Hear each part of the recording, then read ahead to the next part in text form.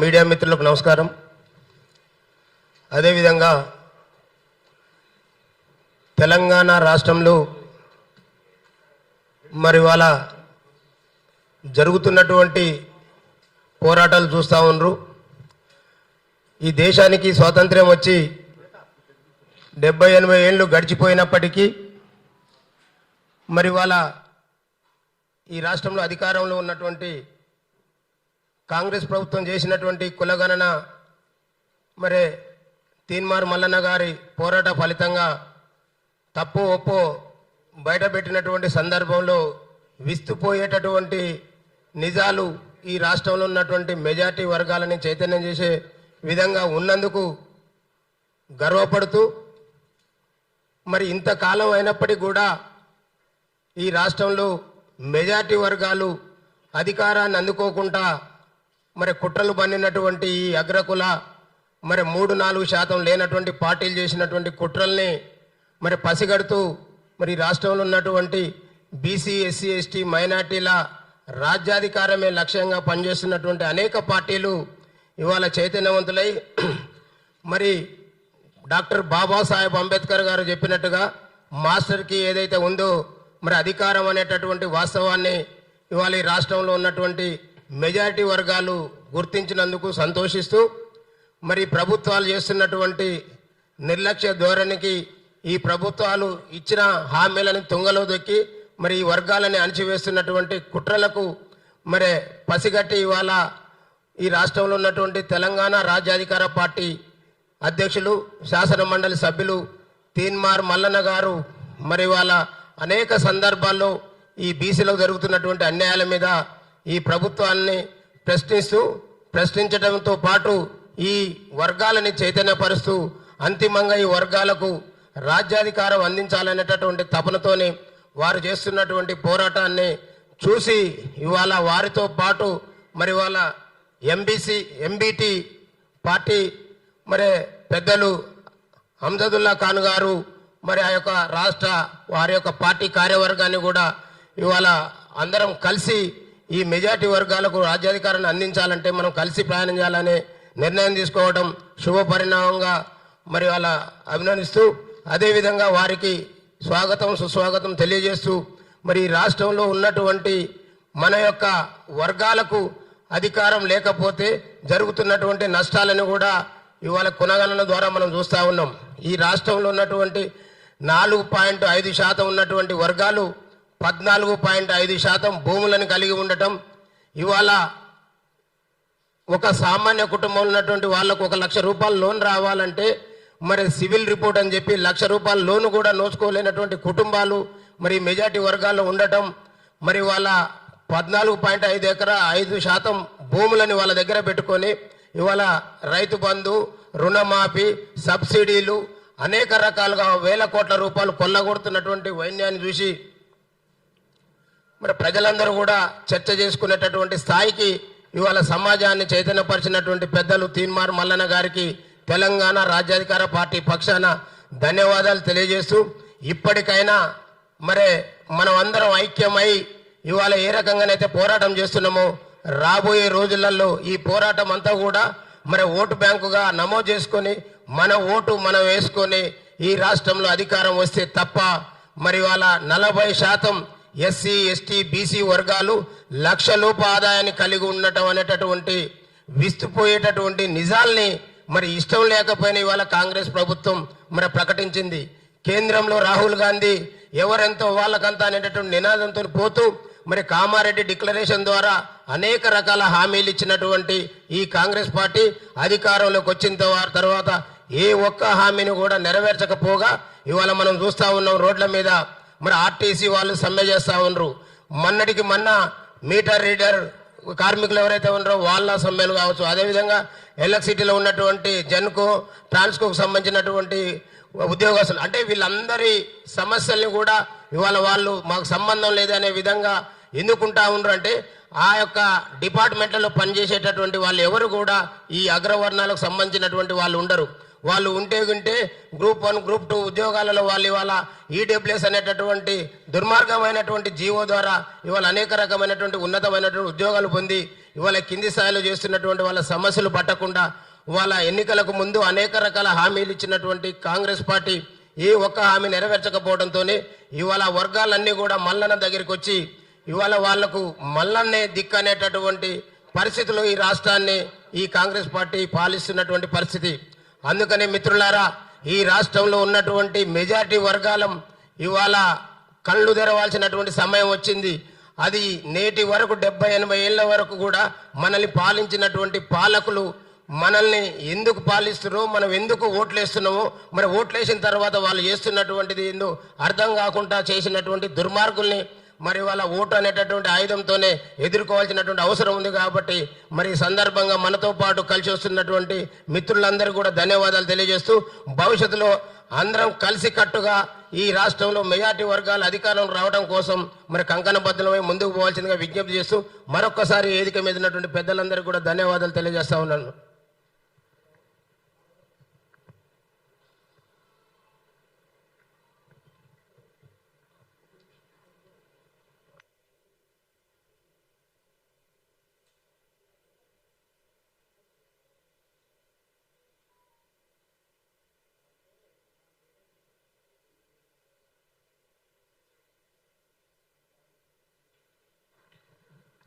అందరికీ నమస్కారం. ఇవాళ గౌరవ ఎంబీటీ రాష్ట్ర నాయకత్వానికి, అలాగే తెలంగాణ రాజ్యాధికార పార్టీ రాష్ట్ర నాయకత్వానికి, ఇక్కడ విచ్చేసినటువంటి మీడియా సోదరులందరికీ నమస్కారం. ఇది సహజంగా ఎన్నికల టైంలో రాజకీయ పార్టీలు ఒక్కటిగా ఎన్నికలకు ముందుకెళ్తుంటాయి. కానీ ఈ రాష్ట్ర చరిత్రలోనే మొట్టమొదటిసారిగా ప్రజా సమస్యలపైన ఉమ్మడిగా పోరాటం చేయడానికి ముందుకొచ్చినటువంటి పార్టీలు తెలంగాణ రాజ్యాధికార పార్టీ అండ్ ఎంబీటీ పార్టీ మాత్రమే. ఇటీవల జరుగుతున్నటువంటి పరిణామాల విషయంలో కానీ, ప్రజలకు ఎదురవుతున్నటువంటి సమస్యల విషయంలో కానీ పూర్తి స్థాయిలో కలిసి పోరాటం చేసి ఈ హైదరాబాద్ని, అలాగే 101,33,00,000 మంది జనాభా ఉన్నటువంటి ఈ తెలంగాణ గుండెకాయని ప్రజా సమస్యల రహిత ప్రాంతంగా మార్చడం కోసం మేము ఇవాళ ముందుకు రావాలని నిర్ణయం తీసుకోవడం జరిగింది. అందులో భాగంగా ఇవాళ ఎంబీటీ నాయకులు గతంలోనే మేము సుదీర్ఘంగా చర్చించుకున్న తర్వాత అంజదుల్లా ఖాన్ గారు, మేము చాలా సీరియస్గా చర్చించుకొని ఈ ప్రజల కోసం ఏం చేద్దామనేటువంటి ఒక అవగాహనకు వచ్చిన తర్వాత మొట్టమొదటిసారిగా మేము ఇరువురం కలిసి ఈ నెల 26 తారీఖు రోజు ఇందిరా పార్క్ దగ్గర రైట్ టు ఎడ్యుకేషన్ యాక్ట్ కోసం తొలి పోరాటాన్ని ప్రారంభించబోతా ఉన్నాం. ఈ పోరాటంలో భారత పార్లమెంట్లో ఆమోదించబడ్డటువంటి రైట్ టు ఎడ్యుకేషన్ చట్టాన్ని తీసుకురావడం ద్వారా తల్లిదండ్రులకు ఆర్థిక భారం, విద్యార్థులకు సరైన ఎడ్యుకేషన్ లభిస్తుంది అనేటువంటి ఉద్దేశంతో మేము ముందుకు నడుస్తూ ఉన్నాం. ఇది ఎంబీటీ నాయకత్వానికి, ప్రజా సమస్యలపైన పోరాటానికి ముందుకొచ్చినటువంటి వారి రాష్ట్ర కమిటీకి అందరికి కూడా ధన్యవాదాలు తెలియజేస్తా ఉంది తెలంగాణ రాజ్యాధికార పార్టీ. కనీ విని ఎరుగని రీతిలో ఈ నెల 26 తారీఖు నాడు ఇందిరా పార్కు దద్దరిల్లబోతా ఉంది. సో ఈ అంశంలోనే ఉమ్మడిగా మీడియా సమావేశం ఏర్పాటు చేసి ప్రజలకు పిలుపునివ్వాలి మన ఇద్దరి తరఫున, మన రెండు పార్టీల తరఫున అనేటువంటి ఉద్దేశంతో ఈ కార్యక్రమాన్ని నిర్వహించడం జరిగింది. అలాగే భవిష్యత్తులో కూడా ఎంబీటీ మేము తెలంగాణ రాజ్యాధికార పార్టీ కలిసి ప్రజా సమస్యలను మా సమస్యలుగా భుజానెత్తుకొని పోరాటం చేయడానికి ఉమ్మడిగా నిర్ణయం తీసుకోవడం జరిగింది. అందులో భాగంగా మేమందరం కూడా ఇవాళ సోమాజిగూడ ప్రెస్ క్లబ్ కాడికి రావడం జరిగింది. మాకు తెలుసు తెలంగాణ రాష్ట్రంలో ముస్లింల పరిస్థితి ఎట్లా ఉందో మాకు తెలుసు. 1956 से अभी 2026 तक एक मुस्लिम महिला भी, औरत भी असेंबली तक नहीं गया. స్వాతంత్రం వచ్చినప్పటి నుంచి ఇప్పటి వరకు తెలంగాణ అసెంబ్లీలో లేదా ఉమ్మడి ఆంధ్రప్రదేశ్ అసెంబ్లీలో ఒక్క ముస్లిం మహిళ కూడా అసెంబ్లీలో లేదు. ఇలా తెలంగాణ జనాభాలో మా వర్గంలో, మా బీసీ వర్గంలో 10% పైగా ఉన్నటువంటి ముస్లిం బిడ్డలకు, అందులో 5% ఉన్నటువంటి ముస్లిం బిడ్డలకు రిప్రజెంటేషన్ లేదు అక్కడ. ఇట్లా అనేకమైనటువంటి సమస్యలు మా పోరాటంతో ముడిపడి ఉన్నాయి. అలాగే మనందరికీ తెలుసు మన్మోహన్ సింగ్ గవర్నమెంట్ 2005 సంవత్సరంలో సచార్ కమిటీని వేసింది. సచార్ కమిటీ నివేదిక ఏం చెప్తుంది? ఈ తెలంగాణ రాష్ట్రంలో, ఈ దేశంలో దళితుల కంటే ఎక్కువగా వెనుకబడి ఉన్నది ముస్లింలు అని చెప్పి సచార్ కమిటీ నివేదిక చెప్పింది.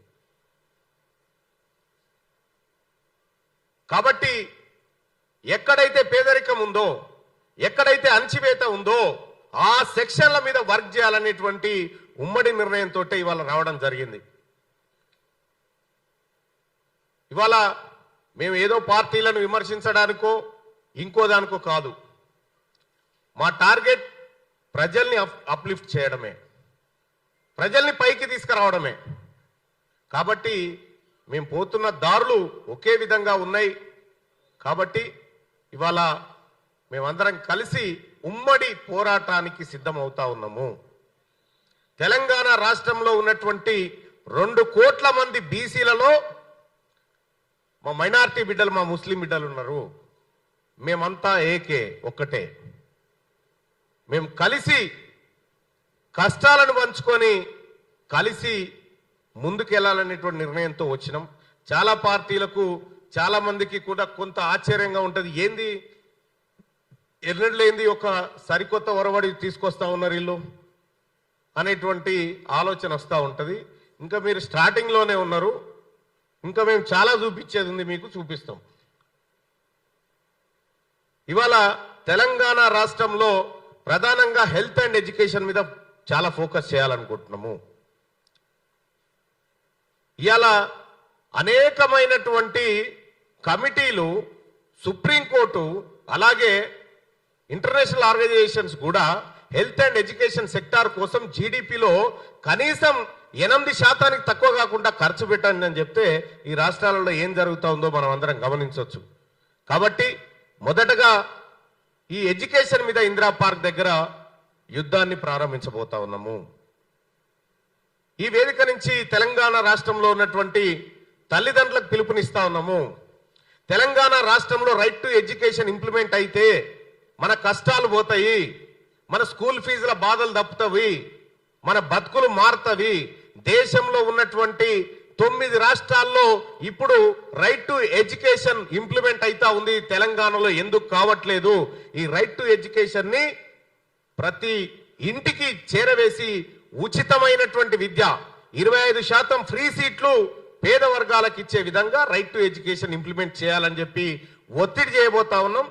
సో ఇదే అంశం మీద, అలాగే భవిష్యత్ కార్యాచరణ మీద కూడా మేమందరం కూడా ఉమ్మడిగా నిర్ణయాలు తీసుకోవడానికి ముందుకు కదిలినాం. సో కాబట్టి తెలంగాణ రాజ్యాధికార పార్టీ ఎంబీటీ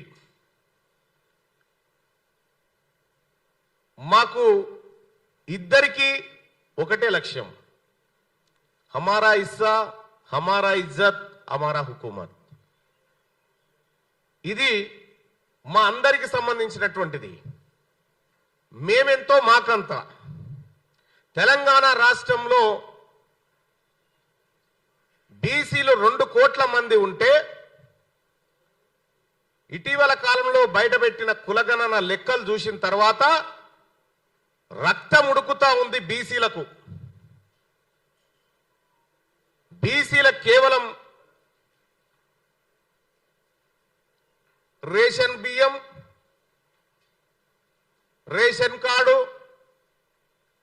చిన్న చిన్న పథకాలు మాకిచ్చి కోట్లాది రూపాయల సంపదను వాళ్ళు దోచుకపోతున్నటువంటి సందర్భంలో एमबीटी ये ओल्ड सिटी का नहीं है, पूरा तेलंगाना का पार्टी है। हम दोनों मिलके आने वाले दिन में ये तेलंगाना के लिए, हमारा ओबीसी लोग के लिए, माइनॉरिटी लोग के लिए लड़ने के लिए हम तैयार हैं। अभी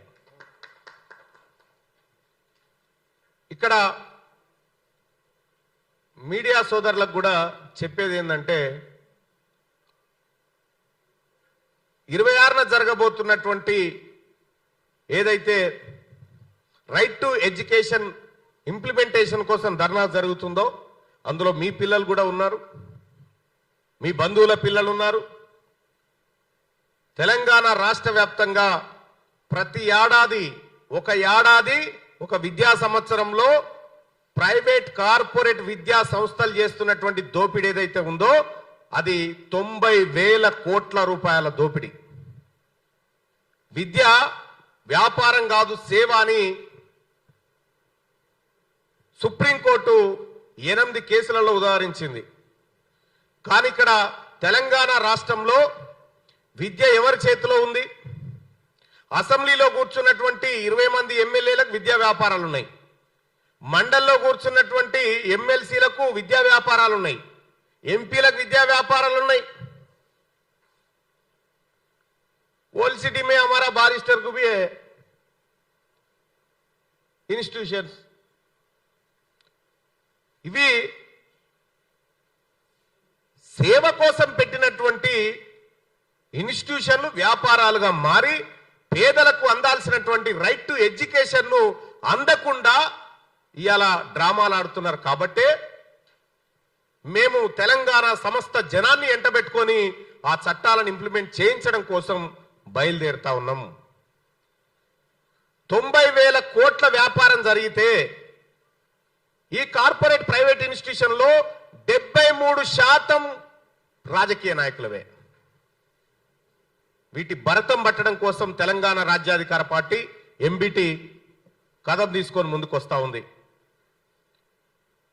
ఇది కాంగ్రెస్ పార్టీ తీసుకొచ్చినటువంటి right to education act 2009.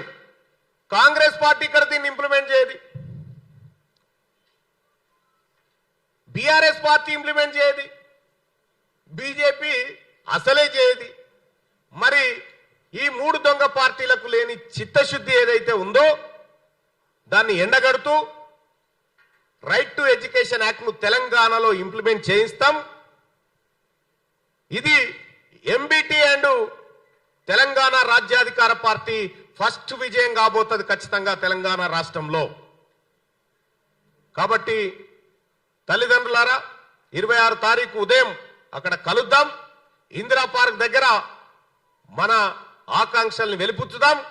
Implement చేయాల్సినటువంటి చట్టం ఏదైతే ఆల్రెడీ చట్టంగా ఉన్నటువంటి దాన్ని ఇక్కడ అమలు చేయమని చెప్పి డిమాండ్ చేయబోతా ఉన్నాం.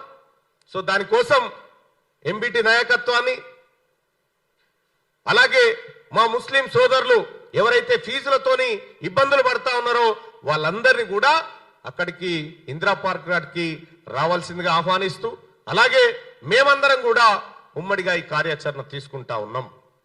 దయచేసి తెలంగాణ రాష్ట్రంలో ఇది రాజకీయ పరమైనటువంటి అంశంగా చూడకుండా ఇదొక మేమంతా కలిసి ప్రజల కోసం చేస్తున్న యుద్ధంగా దీన్ని చూడాల్సిందిగా మీడియా సోదరులకు తెలియజేసుకుంటూ, పెద్దలు ఎంబీటీ పార్టీ తెలంగాణ రాష్ట్రంలో ఇవాళ ప్రజల తరఫున పోరాటంలో దిగినటువంటి ఎంబీటీ పార్టీ ముఖ్య నాయకులు, అంజదుల్లా ఖాన్ గారు ఈ రైట్ టు ఎడ్యుకేషన్, ఈ ఫీజులు, వీటన్నిటిపైన ఉమ్మడి కార్యాచరణ పైన మాట్లాడతారు. Thank you.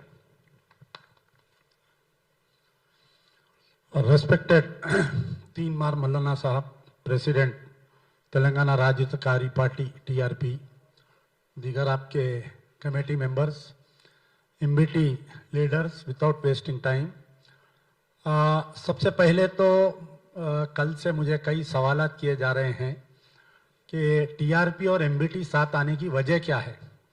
देखिए, तेलंगाना एजुटेशन में, तेलंगाना जब एजुटेशन चल रहा था तो मुस्लिम्स में जो है, मुस्लिम्स में कोई पार्टी, मुस्लिम्स की कोई पार्टी जो है, मुस्लिम ऑर्गेनाइजेशंस कोई भी तेलंगाना में साथ नहीं जा रहे थे। एक ओनली एमबीटी पार्टी थी और जमात इस्लामी थी जो हम लोग तेलंगाना एजुटेशन में हिस्सा लिए। हमारा मकसद क्या था कि तेलंगाना अलग होगा तो माइनॉरिटीज को इंसाफ मिलेगा, हमारा एजुकेशन सिस्टम होगा, हमारे रोड डेवलपमेंट होंगे।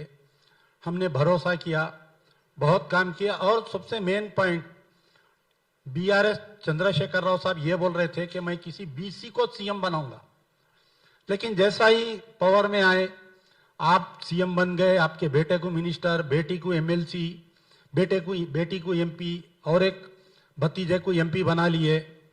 9 साल तक, पूरे 9 साल में आप देख सकते, जो बजट का ऐलान हुआ, अन्ना का ने पूरा रिकॉर्ड है, नेक्स्ट मीटिंग में हम बताएंगे कि पूरे 9 साल में माइनॉरिटीज को 30% of the announced budget has not been utilised.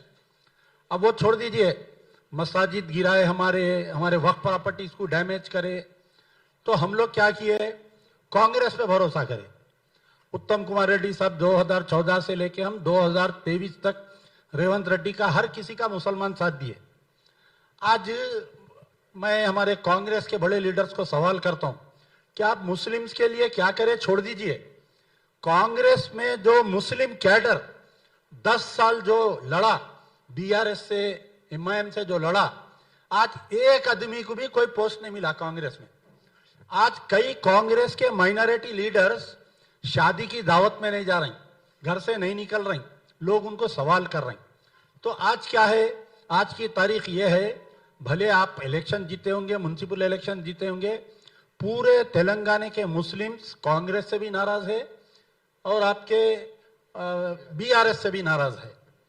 तो हमको, मैं एक जमाने से तीन मार मल्लाना को एडमायर करता हूं, जब से जर्नलिस्ट थे, 9 साल बीआरएस से लड़े। आज जो कालेश्वरम के बारे में रेवंत रेड्डी मॉरल साइंस पढ़ा रहे हैं, वो कालेश्वरम में उसमें करप्शन निकालने वाले का नाम तीन मार मल्लाना है। यानी कालेश्वरम में क्या चोरी हो रही, बोलने वाले का नाम तीन मार मल्लाना है। तो बहरहाल कालेश्वरम प्रोजेक्ट से लेके कई चीजें हैं जो रेवंत रेड्डी साहब कॉम्प्रोमाइज कर लिए। मैं ये नहीं पूछ रहा हूं कि केटीआर का दंतेवाड़ा का फार्म हाउस आप कहीं को नहीं तोड़े, मैं ये नहीं पूछ रहा हूं कि आपको बहुत सारे चीजें हैं जो रेवंत रेड्डी हैज कॉम्प्रोमाइज। तो मुस्लिम्स को क्या मिला 2 साल में? माइनॉरिटी फाइनेंस कॉर्पोरेशन पूरा ठप पड़ा हुआ है, एक लोन नहीं है। वक्फ बोर्ड, आज 2 साल में कभी मीटिंग नहीं हुई वक्फ बोर्ड की। उर्दू एकेडमी का चेयरमैन किधर है नहीं मालूम, उर्दू एकेडमी किधर है नहीं मालूम। तो 7 organizations pertaining to Muslims in the government पूरा ठप पड़े हुए हैं। कांग्रेस, अरे जुल्म की इंतहा साहब, 2 साल हो गए, हमारे मंत्री नहीं दिए। As per schedule declaration of the minority declaration Congress का था, 2 एमएलसी, 2 राज्यसभा, 2 मिनिस्टर देते बोले। 2 साल गुजर गए, एक हमारे मंत्री को दिए, उसको भी 6 महीने हो रहे, कल नहीं परसों उसको रिजाइन दिला देते। तो बहरहाल मुस्लिम्स का बहुत बुरा हाल है, बीआरएस से बदतर बुरा हाल इसमें है कांग्रेस में। तो आज जो है टीआरपी पार्टी को मुस्लिम्स एक नजर से, आशा से देख रहे, बीसी आशा से देख रहे, मुस्लिम्स आशा से देख रहे। हर असेंबली कॉन्स्टिट्यूंसी में अगर बीसी और मुस्लिम्स एक हो गए, बीसी और मुस्लिम्स जिसके सर पे हाथ रखे उन्हें एमएलए बनता। मैं अन्ना को बोल रहा हूं, आप पूरे तेलंगाना में कैंडिडेट्स फाइनल करो अभी से, रीऑर्गेनाइजेशन होते ही उसके बाद में आपको शेड्यूल आता, उसका रिजर्वेशन का आता। आने वाले असेंबली इलेक्शन में मैं गारंटी दे रहा हूं कि BC will be the chief minister, BC will be the chief minister. आज की बात लिख लीजिए आप, तो बहरहाल कई अच्छे चीजें हैं, जैसा आरटी एक्ट के बारे में बोले। कोविड के बाद में, कोविड होने के बाद में हमारे ओल्ड सिटी में, खासतौर मुस्लिम कम्युनिटी में, होटल इंडस्ट्री डैमेज नहीं हुई, क्लॉथ इंडस्ट्री डैमेज नहीं हुई, टूरिज्म इंडस्ट्री डैमेज। अगर कोई डैमेज हुआ तो वो हुआ एजुकेशन सिस्टम डैमेज हो गया कोविड में। जो ऑटो वाले के, जो ठेला बंडी वाले के 4 बच्चे स्कूल को जा रहे थे, कोविड के बाद से 3 बच्चे नहीं जा रहे स्कूल को, घर में बैठ गए। बच्चा मजदूरी बढ़ गई मुस्लिम्स में बच्चा मजदूरी बढ़ गई। सेम विथ बीसी के अगर 4 बच्चे हैं, 1 बच्चा स्कूल को जा रहा, फीस नहीं दे सक रही।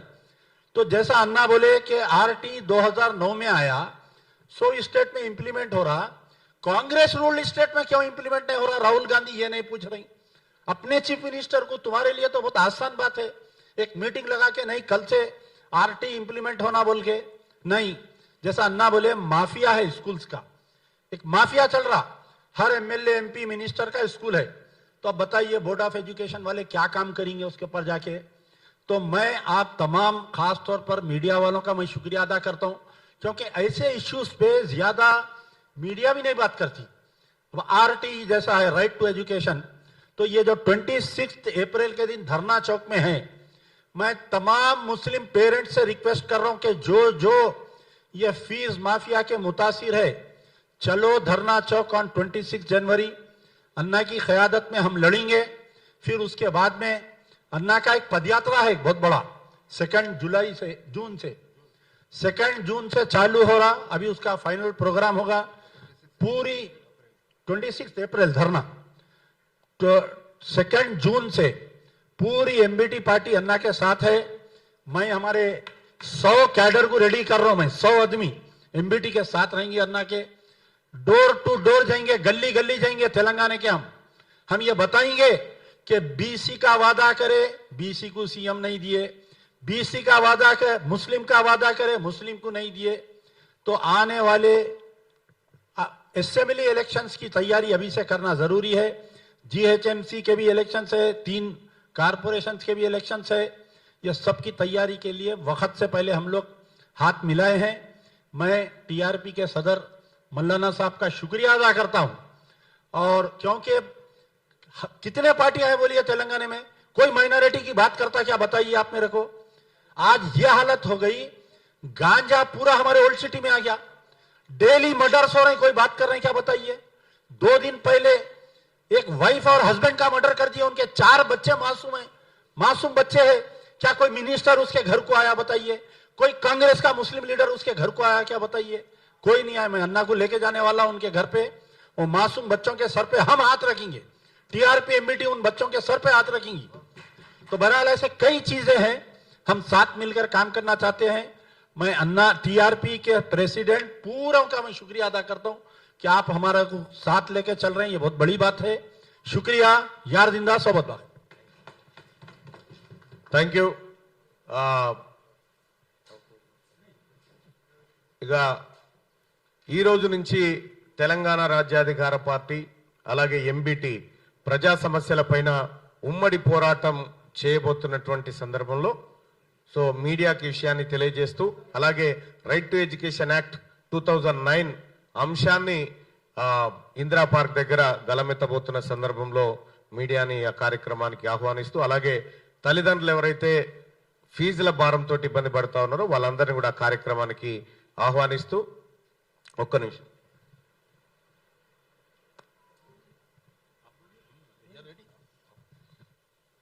देखिए, जो टीएसआरटीसी का स्ट्राइक चल रहा है, कल अन्ना गए थे, मैं पूरा अन्ना का लाइव देखा। मैं on behalf of MBT, we are with TRP, we are with all employees of TSRTC. मुझे एक बहुत अच्छी बात पसंद आई, ये सकुना जनुला समय जो सक्सेस हुआ था वो किसी एक बंदे की वजह से नहीं हुआ था। द मेन रीजन ऑफ सकुला जनुला समय सक्सेस होने का, उसका मेन रीजन था आरटीसी वाले थे। आरटीसी, टीएसआरटीसी आज जो स्ट्राइक कर रही है, ये हमारा एक फैमिली मेंबर है। That is the 5th finger है वो हाथ का। अगर वो तकलीफ में है तो पूरा हाथ तकलीफ में है। On behalf of MBT, we are with TRP, we are with all TSRTC employees. RTC కార్మికుల సమ్మెకు సంపూర్ణ మద్దతు తెలియజేస్తూ ఎంబీటీ ఇవాళ తెలంగాణ రాజ్యాధికార పార్టీ మీడియా ముఖంగా ప్రకటించడం జరుగుతూ ఉంది. కార్మికులకు ఇచ్చినటువంటి అన్ని హామీలను నెరవేర్చాలని చెప్పి ప్రభుత్వాన్ని డిమాండ్ చేస్తూ కార్మికులకు ఈ హామీలను నెరవేరే వరకు కార్మికులకు అండగా నిలబడుతున్నాయి ఈ రెండు పార్టీలు అనేటువంటి విషయాన్ని తెలియజేసుకుంటూ కార్మికులను ఖచ్చితంగా కాపాడుకుంటాం, ఆర్టీసీని కూడా మేము రక్షించుకుంటామని చెప్పి తెలియజేస్తూ ఆ జేఏసీ నాయకులను ఇటీవల అరెస్ట్ చేసినట్టుగా తెలుస్తా ఉంది. జేఏసీ నాయకులను తక్షణమే విడుదల చేయాలి. ఆర్టీసీ సమ్మెకు ఏదైతే ప్రభుత్వం ఈ అరెస్ట్ల రూపంగా చూస్తా ఉందో దాన్ని చర్చల రూపంగా మార్చాలని చెప్పి ప్రభుత్వాన్ని డిమాండ్ చేస్తూ థ్యాంక్ యూ సో మచ్ అందరికీ.